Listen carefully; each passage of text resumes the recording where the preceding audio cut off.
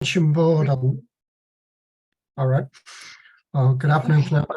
Welcome to this meeting of the Powers Pension Board on the 12th of June 2023. Do we have any apologies, please, Rachel? We've received apologies from John Byrne, David Powell and Nigel Prynne.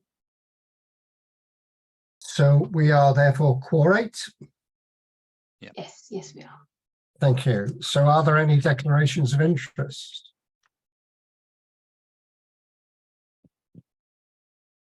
No declarations of interest, so we can move on to item 3, the minutes of the board meeting held on the 3rd of May 2023. So first of all, are we agreed that they are a correct record of our discussions? Yes. Yep, okay, thank you. So we'll take them as valid.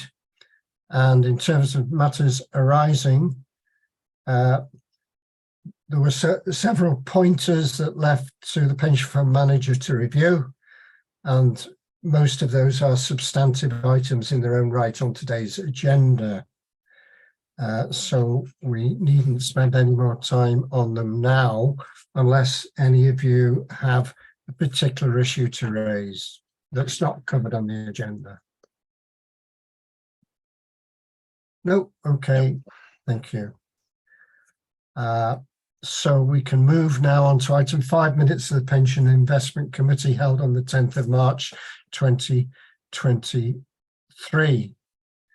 I would just point out, we're asked to note the minutes, but it was one of those meetings at which 3 key strategies were reviewed and agreed, including the financial funding strategy statement, the investment strategy statement, and the business plan. So it was very good from the viewpoint of the board already having had an input into those.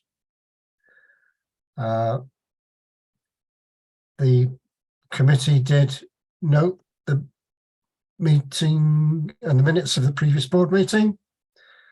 The committee are continuing with equity protection policy. And I would just point out, Rachel, item 6, the funding strategy statement. There may be an apparent duplication of minutes compared with item 5. So it may be one just for you to look at after today's meeting. So we move on to the Pension Regulators Codes of Practice. This is to review our updates. We can delay any comments on the single code until item 8, I'd suggest. So Chris, are you able to take us through the revisions as shown under item 6 for Code of Practice 14, please? And Yes. you're going to share the screen? I was just going to suggest I do that, Chair. So yeah, bear with me a second. Thank you. Public pack. Here we are. So a pretty light touch on this one.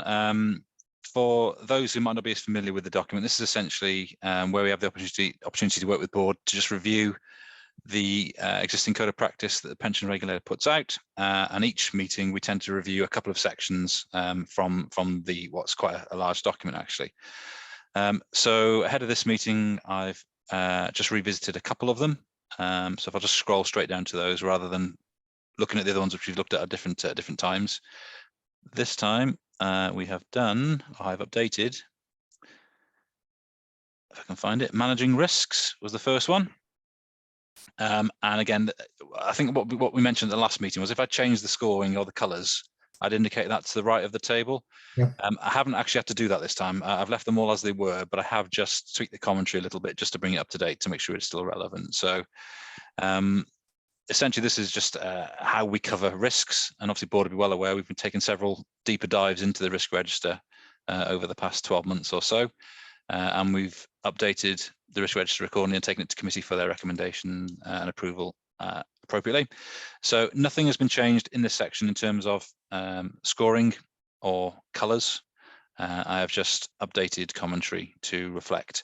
I mean, what might be useful, I think the approach we've taken previously is just to go straight to the ambers. If we see any that aren't green, and maybe we focus on what the amber sections might be focusing on.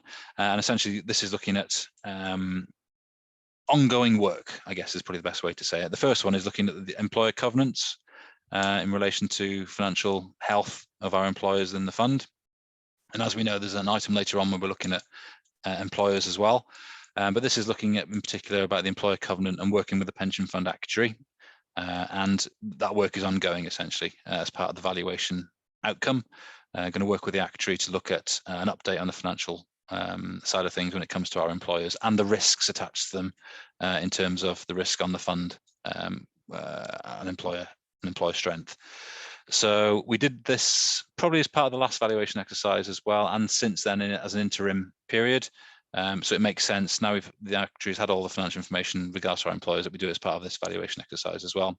So it's ongoing, and I think it's right to keep it as amber because it's something we need to regularly review. So I guess that's my first comment on 114. Yeah, I do agree, Chris, particularly because inflation could be hitting some employers pretty heavily in terms of their own cash flow. Yes, and it's something that was considered by the actuary when it came to setting contribution rates, actually, from the 1st of April. Yeah, so we did build that into part of the exercise as well. But yeah, it's ongoing, and it'll likely continue to remain amber whilst we keep our eye on it, basically. Yeah, and I think in some cases it's the externalities that are the issue more than the intricacies of the individual employer.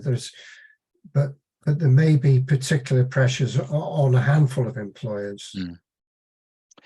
Yeah, the approach we took last time was we awarded a red, amber, green sort of mechanism to the employers, and obviously those in the green, less risk attached to them, less work needed. Those on the other end of the spectrum, where they were red, we had to do a bit more work in terms of working with the employers. So we'll probably take the same approach or a similar approach for this one as well. I presume it's the employers who have no precepting ability. Correct. Who are the ones we have to worry about most. Yes, yeah. The fund's takes a proactive approach, and to be fair with the council as well when it comes to trying to share risk. Several risk sharing agreements in place with some of these smaller employers, but nevertheless there are still those that are higher risk than others. So that's what we're looking at as this part of particular work. Okay, any other comments on 114? No, nothing from me. Okay, thanks. So back to you, Chris. Okay, thank you very much. Well, 115 is essentially looking at the mechanisms and the process behind identifying and managing weaknesses or risks. And as I mentioned previously, this is something we do as part of every board meeting. We've spent a bit more time in individual and separate meetings over the past 12 months looking at the risk register in a bit more detail.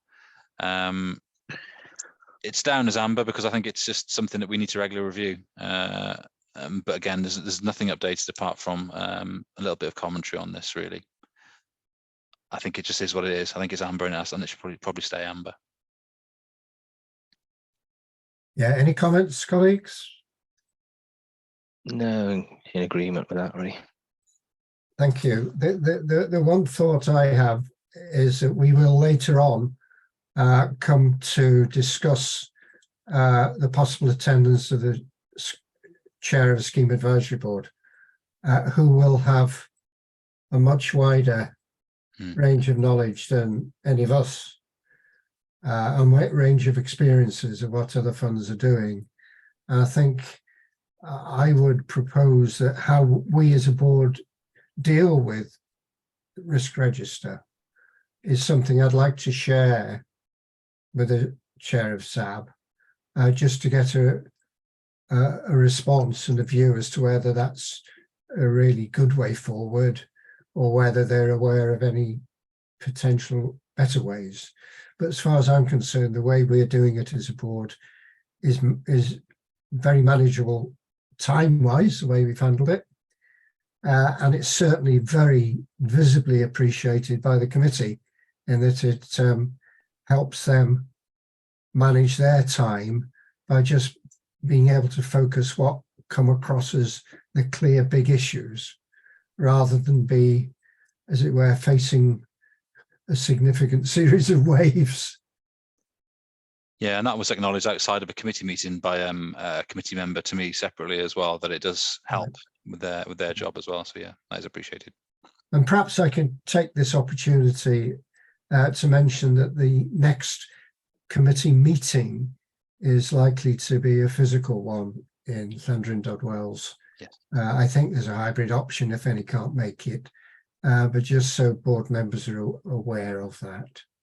Yeah, that's correct. Okay, thanks, Chris. Back down now. Yeah, so that was it really when it came to risks. So again, in light of what we've got on the agenda later on, Chair, I hadn't proposed to No. spend any more time on the managing risks section, if that's okay. I'll move on to the next one that I updated, if that's okay. Yes, please. Okay, thank you. And as it happens, this one is also relevant because it is quite a large part of how one of the items later on in the agenda as well. But this is about the process behind how we monitor and maintain contributions that come in from our employers. So again, there's been no changes to the colours here, apart from updating commentary. And as we'll see later on, there's been quite a lot of work going on behind the scenes when it looks at the process in respect of monitoring contributions from our employers. So this is just identifying there is a process in place. And we have got appropriate mechanisms in place for any areas where there might be some weaknesses. The breaches log, for example, being one of those. And indeed, having a chat at a board meeting is also a mechanism that we can use to help with this exercise as well. So this section is really just focusing on, have we got a process in place with regards to maintaining contributions? And the answer is yes, which is why these are all identified as green. But I thought perhaps we could maybe spend a bit more time discussing it as part of the later item when we come on to talking about employer performance and whatnot. So that was really all I was intending to pick up, Chair, but I'm happy to take any comments or questions or any discussion points at this point on maintaining contributions if you have any. I've got a link, as it were, on the question, but Graham or Ian, anything from your perspectives? No. I'm okay, thanks. It's really about the joined up writing, Chris, and how we might continue to manage or oversee the risk register. I should say oversee rather than manage, because we have got these two pieces of research coming up in the private part of the agenda, which are things that we raised as a board. And I could see it very useful if at our next meeting we review the relevant sections of the Code of Practice as well as the risk register in the light of our findings today. Okay. Does that make sense? It does, yeah. I think let's see what comes out of this later item then, and we can, as you say, we can join it up accordingly with each of these other documents. Yeah, that's fine. Okay, so I think we needn't say anything more now on this item, but it will come back in one shape or another next time. Yeah. And hopefully by then we might have some news on the General Code of Practice. Well, yes. Which is the new term for what we used to call initially single code. So it's a general code. So there we go. Right, thank you. That's useful. So we can move on to item 7, the operational and admin report. And update this, we are asked to receive this report. Chris. Thank you very much. Yep. So again, to those who who've attended previously, you'll see this document's very familiar. Bit of financial information in respect to the last quarter, or well, January to March, in terms of the financials, what's gone in and what's gone out of the fund at the high level. Just useful financial information for board to keep an eye on it. Nothing in there has jumps out at me, and board might remember at the last one we saw an increased payment of pension in the November month last time, which was to do with arrears of pay and whatnot. So nothing like that has happened in this last reporting period here. So it's just for information, nothing to highlight in that section. Before we move on to the admin membership then, Chris, could I just make a couple of observations? Yeah. Might be helpful if we could just add below total income, the net position in the month. Yep. Okay. I know we can. I know we can still do it mentally. It's even at I know. night, but I think it would be helpful just to see it visually. Okay. That's the one. We had talked previously at the board about some possible rolling 12-month cash flow projection. Oh, we did actually, yes. I do have those. Right, but I was very mindful the 2 bits of research you've done on today's agenda were very much priorities ahead of the cash flow. Yeah. But it may be when you can see the time available, and you say you've probably got it. I've already got them actually, yeah. So that's fine, I can share that. So we could bring that on to the September meeting. Yep, that's no problem, yep. And okay, that was all on 2.1 from me. Any other comments on 2.1? Okay, so we can move on to the admin membership stats now.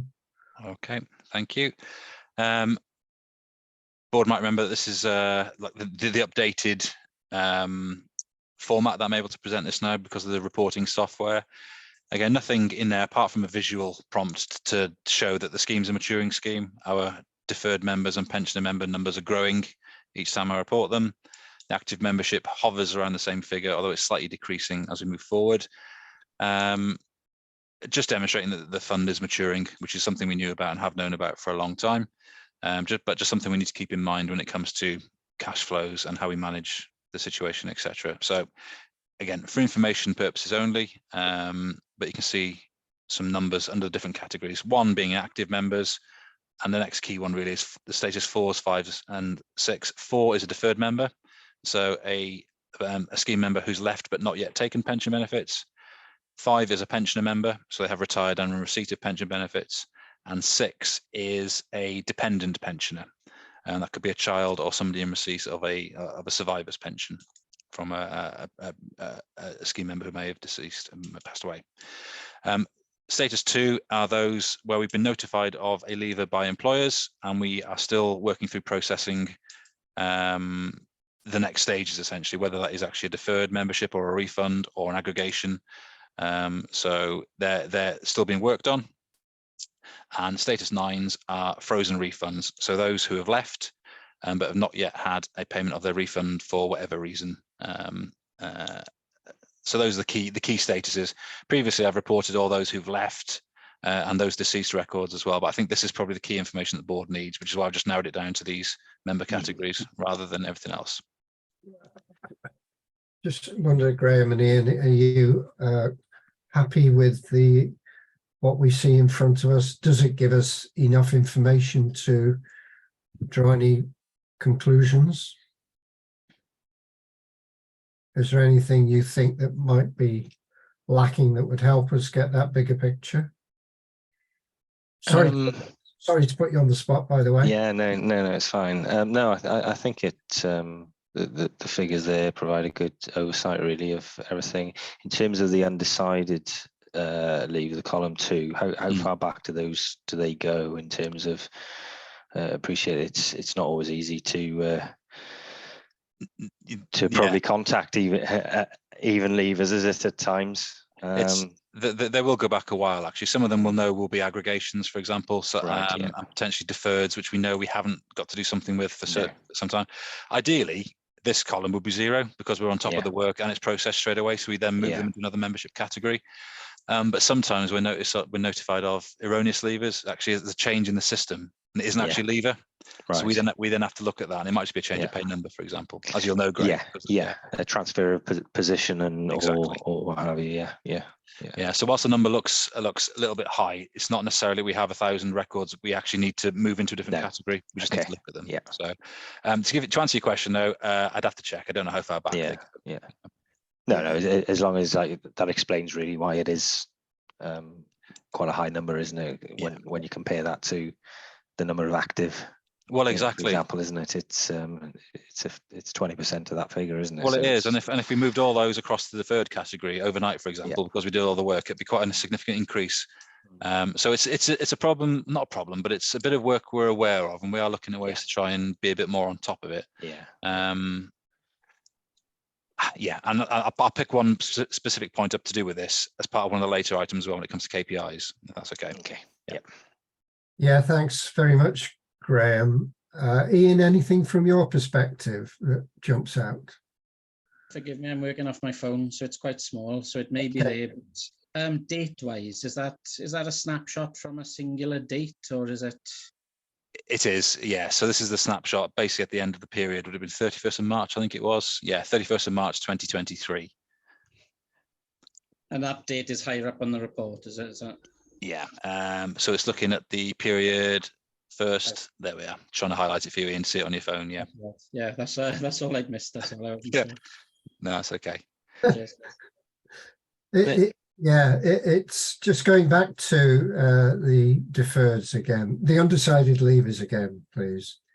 I think from a board viewpoint, that's a very interesting category. And as Chris has said, it's a mixture of different components, some of which are totally beyond our control because we're awaiting information from the scheme member, which we have sought but not yet received. And potentially employer as well. Yeah. Oh, right. Oh, fair dues. Is there a breakdown by category available of that category? Potentially. I'd have to look, Chair. I'd have to see if we can break it down any further from just simply status 2. Let's see what we can pull out of the system. Yeah, but perhaps, I guess, is the answer. Yeah. If you could research that, please. Yeah, Come that's back fine. next time, because I can see, because it's a mixture of different things, it's a bit like a slippery bar of soap. Yeah, I guess it is. You know, we don't know whether it's because we haven't got enough staff to process, etc., or we don't know because, well, if only the scheme members would reply, we'd be able to do something. Exactly. And, Yeah. and those are totally different messages. Absolutely. Yeah. Leave that one with me. I'll see what I can get out of the system and try and identify that for you. Yeah, that's fine. Yeah, that'd be very helpful. Thanks, Graham, for your points, and Ian there. Okay, just interested the scheme at 50/50. I haven't checked back the historic numbers there, but Hasn't changed. I can answer that one. Hasn't changed. right. Okay. Yeah. Okay. Once somebody is deferred, I presume they can't opt back up to 100%, can they? No, you have to be an active member to be able to change. Yeah, that's simply saying that they were in the 50/50 scheme when they became a deferred member. When they became a deferred, yeah. I couldn't remember any possibility of going back because you wouldn't have an employer contribution, would you? No, exactly. So if they rejoined, for example, that'd be an opportunity for them to rejoin the main scheme. But that would be it. Yeah. Okay. Thank you. Right. Good. Thanks for that. And that's the end of that report, I think. Yep. Nothing else from me on that one. So thank you. We move on to item 8, legislation and governance update, and we are asked to note this report. So Chris, to you again. Yep. Thank you very much, Chair. I don't intend necessarily to go through every bullet point, but I thought I might pick out the ones which are relevant and the board should be aware of. 2.2 was about the Scheme Advisory Board carrying out a review of the SIPFA guidance on the knowledge and skills framework. Yeah. Now, this is particularly important to us as a fund because we adopt that approach when it comes to our training needs analysis and the way we deliver our training. So the fact that it's been reviewed could potentially have an impact on us. I did submit as a response to that survey, and that was after having a chat with yourself, Chair. We worked through it separately and then had a consensus meeting, and I submitted the responses on behalf of both of us. So we did input into that, obviously because of the impact it could potentially have on us. And as we may possibly have said before, our views were either spot on or just the next value along. Yes, the consensus meeting was quite a long one, but not because we disagreed on any of the points. It's because we were just working through the points. We were on a similar page when it came to the responses. Quick update on McLeod data guidance, just that the Scheme Advisory Board have produced some guidance which helps administering authorities when it comes to what they do with data if an employer is no longer available, for example. So they've just given us some guidance on what we need to do with those, which is handy. We're not necessarily in a position where we have many employers who have ceased to exist, and we're going to struggle to get data, but it is useful to know what we can do if we do need to consider that. And do we yet know the scale of that? We haven't really spent as much time on looking at McLeod as we'd like to. We're not as far along the path as we'd like to be, but we did carry out some initial high-level data analysis, and we thought it was about 30% of our membership that we'd have to have a look at. Not necessarily change, but we'd have to have a look at several thousand lines of membership history, and input hours and whatnot, and pay for those lines as well. So it's not insignificant. It's fairly large, but we are going to try and use technology where we can to try and help us with those, and particularly with Powys being the main employer. If we can work well with Powys to try and get the data across electronically, that would actually tick a lot of the boxes when it comes to the data side of things as well. So work to be done, and some conversations to be had with Graham and his team, but I think we'll be in the place where we can actually get the data in the format we need. We have shared all the templates and the guidance notes and everything with our employers. We have collated and input a few of the smaller ones as a test sort of portfolio, really, and nothing's been concerning so far, but the big one's obviously Powys. So we need to make sure we can push that one on along fairly shortly. Anything from your perspective, Graham? No, I think we got regular meetings built in, and we so they'll continue to have discussions, working through any issues. So with the 30% of membership that may need to be looked at, are we obviously looking at it is one thing, drawing a conclusion is the second, and whether any change is needed, and then communicating, implementing that change is the third. Yes. And it's a clear 1, 2, 3. Are you anticipating any resource challenges, should we say, either of you? But it may well depend on how many of the 30 actually flag up as more work required. Yeah, from our point of view, we implemented a new structure a couple of years ago now, believe it or not, and we tried to incorporate what we expected from the McLeod workload into that. I guess time will tell whether we got that exactly right based on our forecasts, but we did try and include that as part of our resourcing side of things. And I think I can't answer for Graham, but I know that I think we use a reporting tool, the iConnect tool, on a monthly basis when it comes to sending over data. There's a similar sort of tool for submitting historic data as well. So I'm not sure whether Graham has any exposure to what Midland might have in terms of McLeod. You would have heard of McLeod, I'm sure, quite a bit, Gray, in some of the discussions. But other than through the pension data service, we probably need to look there at what's available. If there's any developments on that side to help extract the exact information that's required, isn't it? Perhaps we'll put it on our next payroll pension meeting, and we can pick it up and have a look to see what's out there. Yeah, Okay. thanks. And I think, Ian, from your perspective, communication with affected members is something that we have, I know, discussed previously, but it would be high up your list of priorities. And Chris, if you can just remind us where we're up to on that, the plans. We've certainly shared a few updates about McLeod, and what we'll do is we'll use the member portal and the website as a way to disseminate this information electronically to scheme members. I'd have to remind myself whether there's something in the last annual benefit statement about it as well, Chair. I can't remember off the top of my head. But there's several methods and ways we can try and get the message out there to people about McLeod and whatnot. It's important to remember as well that whilst we are talking about lots of lines of data, the actual number that it's going to impact is probably likely very, very, very small. And essentially what McLeod is it's a recalculation of pension benefits where somebody would have been better off in the old scheme rather than moving across to the care scheme. Essentially boiled down, that's what it is. But because of the accrual rates within the care scheme being 149th compared to 160th, we don't expect it to bite in many cases at all. So whilst it's a big exercise, ultimately, in terms of the scheme member impact, you do expect it to be very, very small, if at all, within the fund, to be honest. So yeah, there's more we can do in terms of communications, and there's more we will do as we work through the project.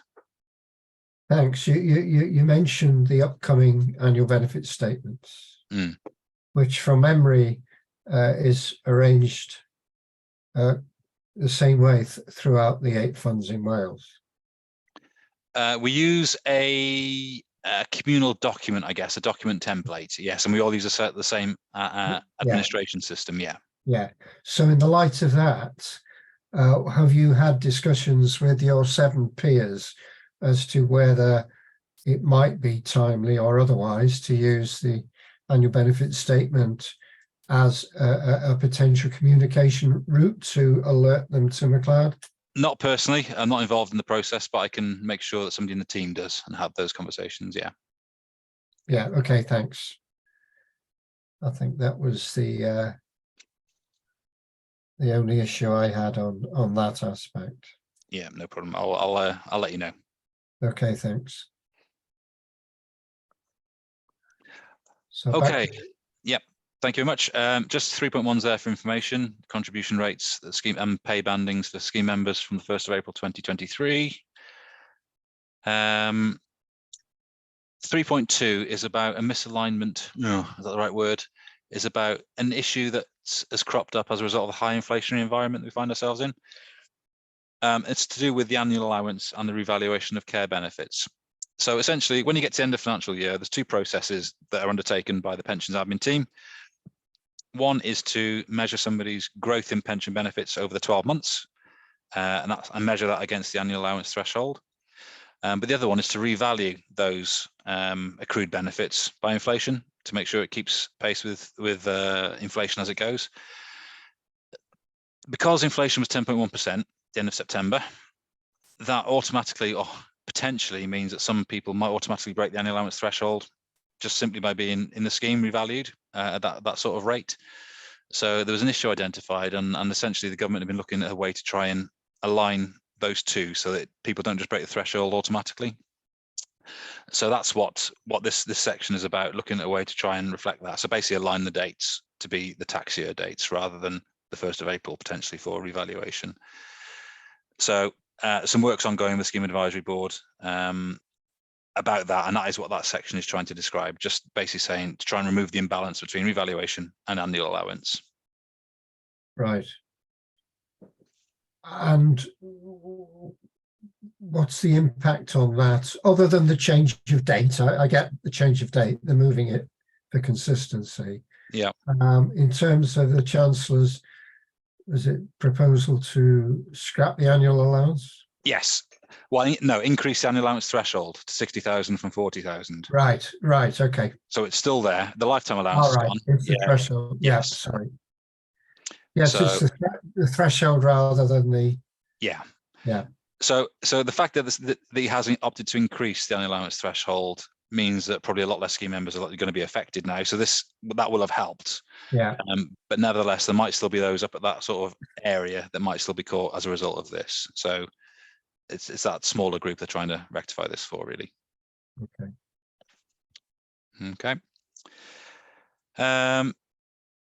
Just to say that the Government Actuary Department has requested data for the valuation exercise. That's been sent by our fund actuary. But probably one that's of interest, the next item is probably of interest to board, is that the regulations have been tweaked recently to include corporate joint committees within them as employers in Schedule 2. And the Mid Wales Corporate Joint Committee, it was actually one that Powys is involved in, and Powys County Council is the administering authority for that that specific joint committee. So should this committee actually employ people directly in the future, then they would come into the Powys Fund. At the minute, who would be the type of employees they'd it's employ? difficult to know. At the minute, it's made up of elected members and senior officers within, let's say, Powys County Council, and I think possibly Ceredigion County Council. They sit on the Corporate Joint Committee at the minute. What this amendment has done is it's made them recognised within the LGPS legislation that if they employ somebody directly, not either of those two entities, Right. they could those employees could join the scheme. Okay. So some may be already in the scheme In with their separate funds. a different hat. Yes, and, exactly. And in different funds. Yes. Yes. So, for example, if there's a senior officer from Powys County Council, they have the potential to be in the scheme at the Powys Fund. You could have the equivalent at Ceredigion, who could be in the Dyfed Fund, for example. Right. If these committees appointed somebody directly, they're employed by the committee, i.e. they don't sit within Ceredigion or Powys, but they would be able to join the scheme, and it would be through the Powys Fund at that point in time. They're not there yet. They're not employing anybody yet, but the regulation has just been tweaked in advance. Right. But it wouldn't cover any co-opted members or anything, would it? It could. I think. Does it depend on the definition of employment? Yes, it would. It would depend on whether they're employees, essentially. Yeah. Yeah. Okay. Right. Thanks for that. Okay. Not much under the regulators section, apart from just to make you aware that they've published the corporate plan and then a few bullet points there in terms of what's in there. But for more detail, the hyperlinks in the report, you can get a bit more detail from that if you wanted to. I thought, again, what's interesting, I've seen this over the recent months and years actually, is we see a lot more of working with the Financial Conduct Authority. There's a lot more FCA and TPR, pension regulator work going on out there. So it's pleasing to see that both of those are now working closely together as well to make sure the message is delivered consistently. So that's good to see. That was the one thing really that I just wanted to point out as part of that. Okay. Pension dashboards. Now, there's been some news that superseded this actually when I put this report together. There's been an announcement by the Minister that pension dashboards have actually been delayed. Yeah. I think the final date for getting onto platforms is the 31st of October 2026.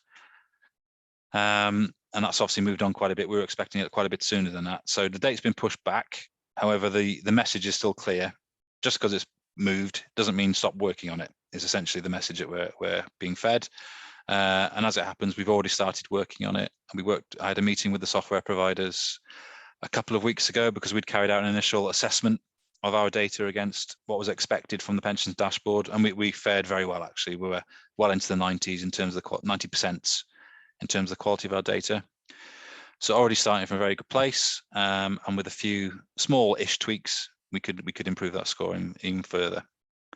And it's important because the dashboard, essentially what it is a central point of login for a scheme member, and the dashboard will then interrogate our pensions administration system and retrieve all the pension information for that scheme member. The data's got to be good, because if they're going to be making decisions based on what comes out of the dashboard, it needs to be up to date. One, they need to be able to match the records. There'd be nothing more frustrating than a member logging in and it's not actually matching our admin system, so it can't pull the data back for them. And also, if the data is wrong, potentially they could make a financial decision based on incorrect data. So pleasing that we're in a good place, but we will continue working on it, and it's part of our data improvement plan as well. Thanks, Chris. I just wonder, Ian, to what extent you and your members may be interested in dashboards, or whether it's on your radar. It isn't really. It's not even something that I've looked at personally. So that might be some bit of homework I can do, perhaps. I think the idea behind it's admirable, to be fair. It's what it's trying to do is it's trying to make it easier for pension savers to access all their pension information from one portal. We know what it's like. We've all got logins for everything, haven't we? Different bank accounts, etc. The idea behind this is that the members can just log into this portal and it goes and gets all the pension information for them and displays it on the screen saying your pension from Powys is X, your pension from Barclays is Y. Add the two together, your total benefits are Z. So the idea behind it's good, but it's is only as good as what goes into it, I guess. That's why it's important that we make sure the data is of high quality to make it as easy as we can for the scheme members. So that's what it's there to do. And over the next few years, we'll see if it comes to fruition.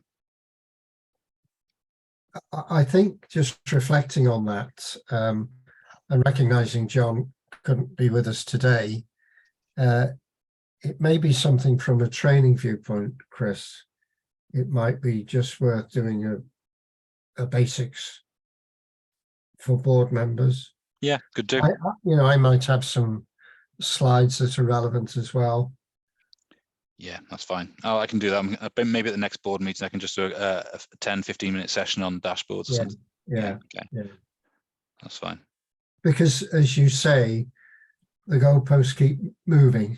They've moved quite a lot recently, actually. Yeah. So we'll see if it stays where it is. But And the industry reacted in very different ways to this. There was a lot of frustration from those driving the project, but I think there was a lot of comfort from some of the corporate employers who were struggling with a timetable. Yeah. Okay, thanks for that bit. Okay, and that was it really in terms of what I wanted to just pick out of that report. I guess just letting you know that the deadline has moved is the key one, and that we have already started working on it, and we do intend to continue that.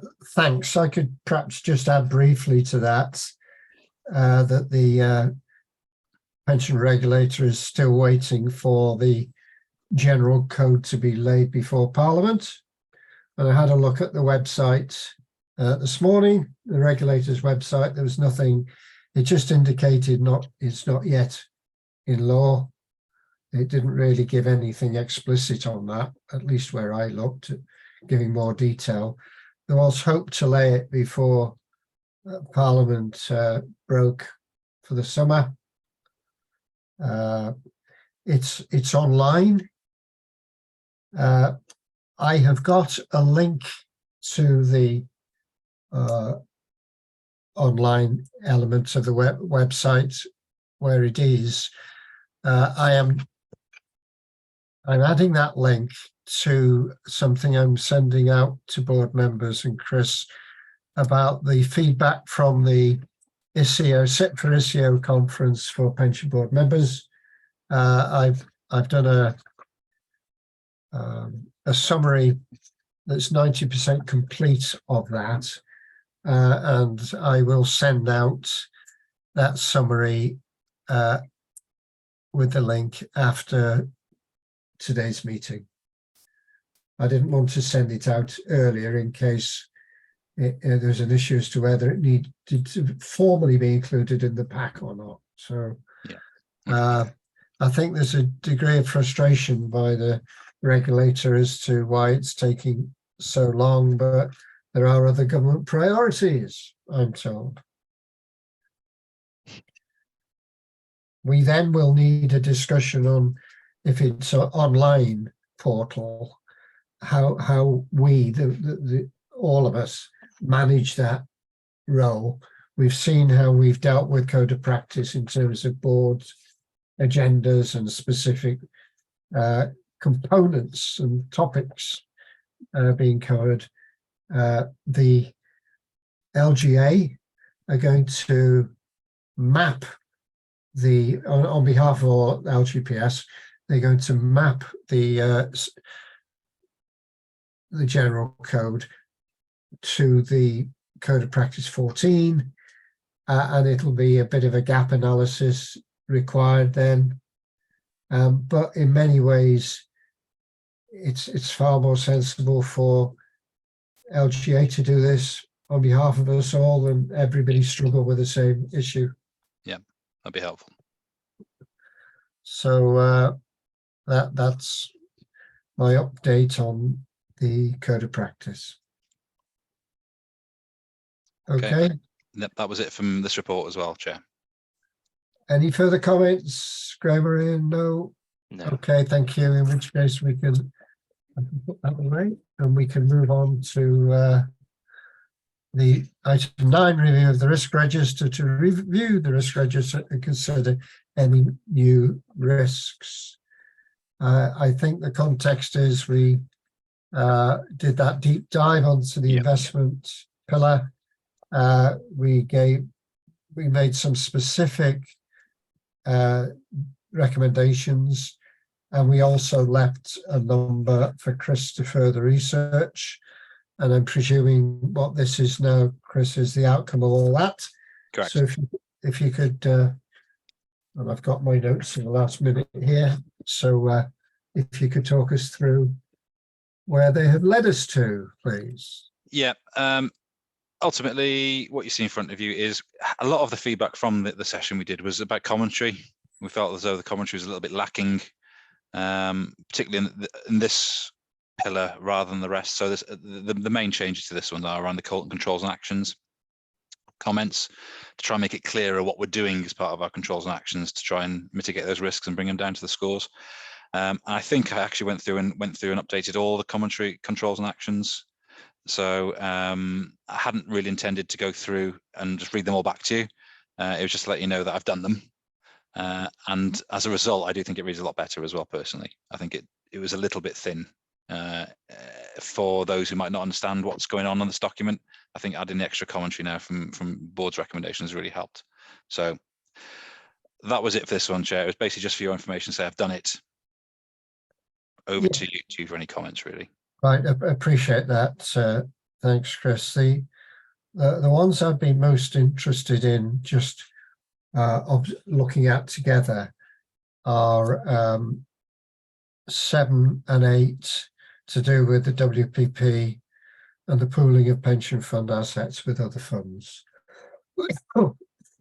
Just so, because in a way that was a big gap last time. It was, yeah. So Well, I think it was a big gap. I think it was out of date actually as well, because I think when this risk was originally set up was probably when the WPP was in its infancy. Yeah. Well, so yeah. But where I think there was most adjustment to be done, put it that way. Yeah. So can you just talk us through 7, please, to start? Yeah. Okay. So this is trying to reflect the fact that there are the process the WPP will go through, I guess, to try and manage the investment managers within the pool. Whereas previously that would have been managed directly by ourselves, directly with our investment managers. There's obviously a layer in between us now and those managers via the pool. So this is just trying to provide a bit of meat on the bone as to how they do that. So it's talking about the due diligence of the consultants, about how regularly they meet to discuss and manage these investment managers. So it's, I guess really it's whether you think that my commentary is enough. Is it clear enough? Because obviously I took away the recommendation to reword it, and I've reworded it as I see fit. It's whether you think that is now fit, I guess, is probably the more to the point. So yeah, it's just about how we have this sort of additional layer at the WPP and what they do to try and manage it. So who actually monitors the internal controls on an annual basis then?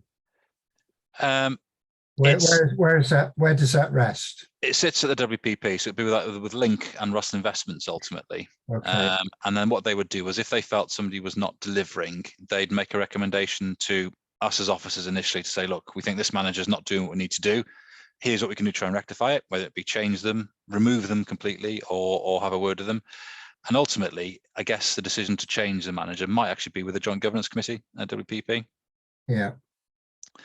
I don't think it necessarily has to go up to that level. I think there's some discretion, because sometimes you have to act quickly as well. So if you're waiting around for a Joint Governance Committee meeting, it might not always be appropriate. So there might be, I need to check this, there might be a procedure about either agreeing it by email or whether it actually is with the 151 officers. I think it's that bit. I think you've Okay. hit the nail on the head. We don't want things too explicit Yeah, or too detailed, but it's just sufficient to give us the assurances we're looking for. okay, that's fine. I can. So you don't need to go OTT on it. Yeah. But I think it's for us to know that there is a fast track available, a fast track process. So we're not at a financial disadvantage if something goes belly up, that we can't get a decision. There is a process, and well, I know Yeah. there is. I can't remember what it is without checking myself, to be honest. So yeah, So- I can include that. So I think if you could, when you've done your research, include some comments on the lines of fast track processes are in place Yeah, to cover, and then 2 or 3 different eventualities. yeah, that's fine. No problem. Yep, I shall do that. Okay. And if we look, so that's for 7, thanks for that. And if we look at 8,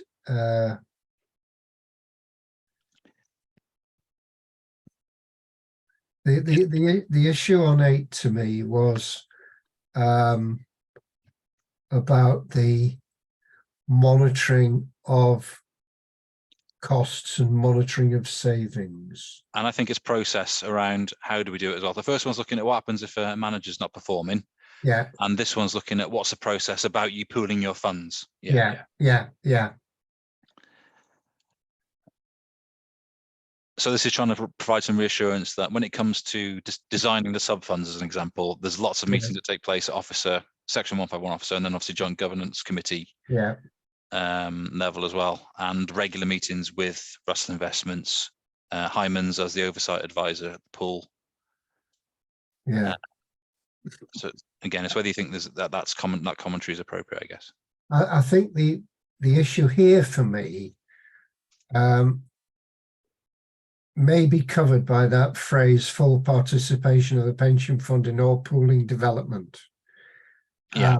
I might be looking for a monitoring, monitoring and development. In other words, Okay. Yes, I'm with you. Yeah. yeah, ongoing, not necessarily changes, but just monitoring the status quo. That's okay. It's true. That's fair. And it's correct. Yeah. It's a very subtle one. I'm sorry, but That's okay. I do see it as a slightly different set of controls. Yeah. No, that's fair. Yeah. Yeah. Okay. I'll update that. Thank you. And can you just scroll down to the a little bit? No, just back up a bit now, please. Sorry. Sorry. I was going to make that's it. That's great. I have to say we had another training session. This is regular training provided to committee and board members by the pool. Yeah. You may want to add officers in there. Okay. Yeah. And it's going exceptionally well. Last week, I thought was just a wonderfully presented event, and it was people who knew how to arrange a training session to provide the training session. It was incredibly well attended, and I really think that, as I've said frequently, how WPP handles training is exceptionally good. Agreed. It was a great session. Yeah. So Yeah, just if you just add officers to that sentence, I think that would just cover sort of another base. Yeah. No problem. We'll do. And I think just before you go down, pooling vehicle to be structured so that each participating fund has full representation. I think do you need to add the word at or something? I do. Yeah. Yeah. Yeah. I see it now. Yeah.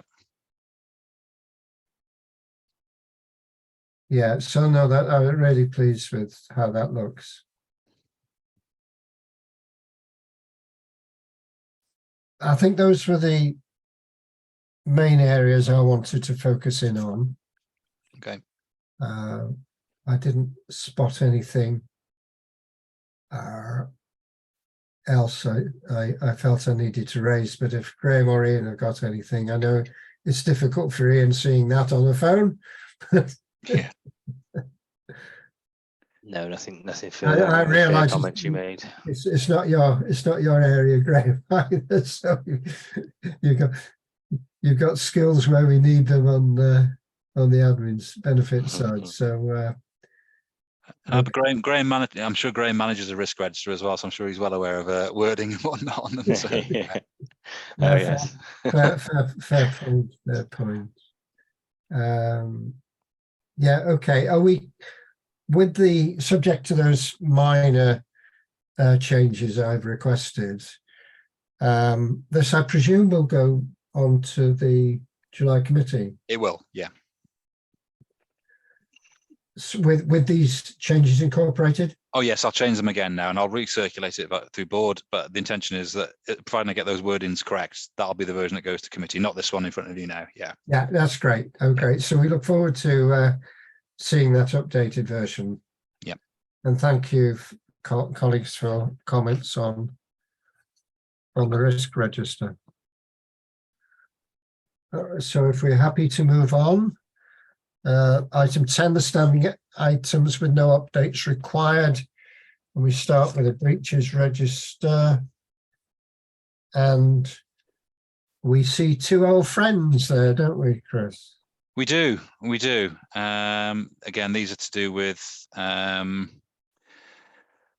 refunds. So the regulations say we have to pay frozen refunds within 5 years of the person leaving the scheme. It's a problem when we can't find them. So if people have moved away and we're unable to contact them to pay them their refunds, as soon as we hit that 5-year date, we've breached the regulations, and there's not a lot we can do. We have tried to find them. So this is a known LGPS issue. It's not just a Powers Fund issue. So we acknowledge that we are breaching the regulations there, but it's been deemed that nationally just recording it is appropriate. Have you heard anything at all of a request to change the regulations so we're not in breach? I haven't, no. Myself, no. I don't No. attend technical group anymore. Perhaps had I still right. not on the technical group, I would have heard something, but no, I haven't, I'm afraid, yeah. Okay. So that's the frozen refunds. Yeah, the other one is deferred benefits. Yeah. So this is, again, it's not just a Powys, local to Powys issue. This is a national issue where, because the LGPS has such a high turnover of membership, the regulations require that we write and tell all those members entitled to a deferred benefit who've left within 2 months what their entitlement is. And it's because of the volumes, it's just not possible to always do that. So what we've decided, and this is in conjunction with the board probably a few years ago now, actually, was that a way to do around this, well, not around it, but a compromise was to say, to write to the members, say, we've been told by your employer that you've left on X date. And if you've got less than 2 years without a transfer in, you'll have a refund. We'll write to you shortly about this. If you've got less than 2 years transferred in, or more than 2 years, you'll have a deferred benefit, etc. We'll write to you soon about this. It was a way to give the scheme members the opportunity to say, oh, hang on, I haven't left, I'm still working for you. All I've done is had a change of job. So it's a way to quickly give them the opportunity to write to us and contact us if they think any of the information is incorrect. Or if it is correct, it's to let them know that some more information will follow as soon as we can possibly process it and get it to them. So it's we're not satisfying the regulations in terms of actually telling them the amount of the benefits, but we are telling them that information will follow as soon as it possibly can. So but that was seen as a fair compromise when we first discussed it. Yes, that, as you rightly say, that was some time ago. Yeah. Maybe next time round, we could begin to give you a bit of thinking time. We could begin to think, is there a time when the delay has been such that it might constitute reportable? Well, perhaps we can pick that up as part of the performance KPI later on. It's picked up in there. Yeah. Links into that. I don't think we can do a thing about the late payment of refunds if we chase but get no receipt. But I think in terms of the notification of deferred benefit, I think I shouldn't be sort of sitting back and letting it continue indefinitely without a further question. Well, perhaps I can give you some comfort now. In terms of the new ones, we are Yeah. doing it. We are Right. satisfying it. Right. So for those who are perhaps only care scheme benefit Yeah. members, they are being done. They are being done in time. It's where we might receive late notification of leavers, for example, where we do a data cleansing exercise, Yeah. and we see, oh, hang on, this person left some time ago. They might have final salary benefits as well. Those are the ones that we haven't hit 2 months because we haven't been able to. Yeah. But in respect of the new leavers, as you'll see when it comes to KPI information Yeah. later on, we're doing it. We are hitting them. Yeah. Okay. Right. So we'll just acknowledge the status quo for now. Yeah, that's fine. Are we happy, Graham and Ian? Yep. Okay. Yeah, I think they're valid points, isn't it? Because they're kind of out of our control, aren't they? Or out of your control in terms of breach. As long as we can, you can evidence that you've made numerous attempts to sort of track these people down, and there's still no avail. Then as you say, until there's a change in the actual regs, then it'll always get these scenarios. Yeah, well. Yeah. Okay. All right. Thank you for that. Item B is the communications log. Yeah, nothing much in there. Just a notification of what I sent you when, basically. So just for information. And in terms of IDRP, No new IDRP cases. okay. Right, thank you, Chris. I assumed that would be the case, but just wanted to double check. No, that's fine. So I'll take nil. There you go. Okay, so thank you. That completes the open part of this agenda. So thank you for anybody who's been listening in or watching. We now need to consider, in accordance with section 106(8) of the LGPS regulations 2013, whether the board goes into the confidential agenda with the public and press being excluded, as some of the information may relate to financial or business affairs of a particular person or organisation. Is the board happy to pass that resolution? And I'm looking to Graham and Ian here. Yeah. Yes. Yes. Yeah, thank you very much indeed. So I'll now defer to Rachel while she does the necessary changes to communications. Thanks, Gerard. I'll just end this session for the public. Just bear with me a moment.